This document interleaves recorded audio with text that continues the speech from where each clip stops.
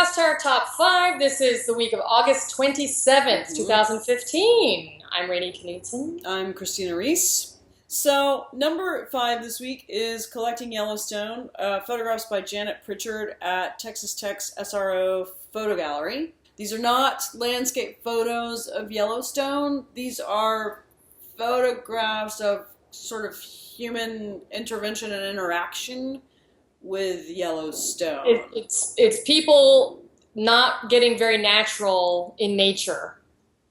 And it's about the documentation of Yellowstone. I like it because Yellowstone is just so deep and visceral. It was our first national park. I loved Yellowstone. We spent our honeymoon there.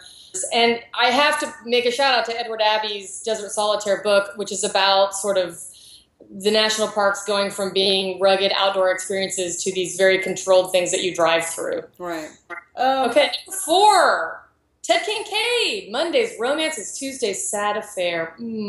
At Taliban in Dallas. Yes. I think there's going to be quite a bit of new work, and he's been changing his work recently. I like it when a gallerist will step up and show the new stuff.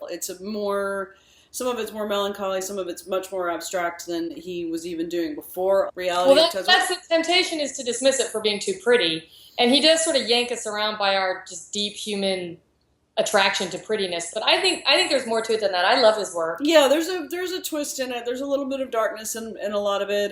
And you know, if you're from Dallas or if you live in Dallas, you've probably seen his work. It's in North Park. It's in Neiman's. Neiman's has a great art collection. Number 3, Frank Ray at the Harry Ransom Center in Austin. Early Texas painter. Frank Ray, seminal guy. Fascinating guy. Very much a Renaissance man. You know, he's known for, it's easy to be like, oh, these are just like paintings of the Texas landscape and longhorns. No. He was so much more important than that. And he was documenting the way Texas was so rapidly changing in the early part of the last century. He was an inventor, a teacher.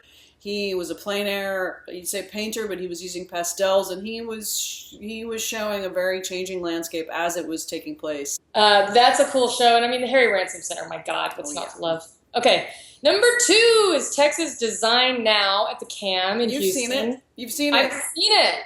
I've seen the scrum of humanity at the opening last week when you could barely even get into the museum. I would like and to see at one point, I'm surrounded by people who I don't know who they are. And Bill Arning, the director of the museum, comes up and he's like, "Who are these people?"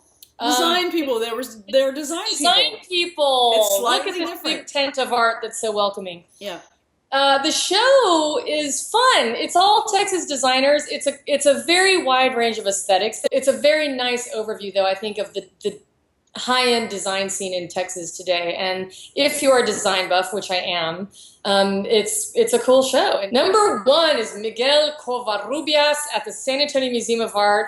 I'm so excited about this show. I had no idea who this guy was. I'm absolutely driving down to see this. So when I saw the work initially, I was like, that's Risco. And for those of us who, came up with the Vanity Fair in the 80s, Tina Brown's Vanity Fair, and Risco, the illustrator, that guy was a direct descendant of Miguel Covarrubias, this early 20th century Mexican illustrator. He came up to New York in the 20s, I think. 20s and 30s, seminal illustrations for Vanity Fair, the old Vanity Fair. And the New Yorker as well. And the New Yorker. He was an expert in Olmec culture in Mexico. So really fascinating guy, and I was just so interested to learn more about it. I can't wait to see this show.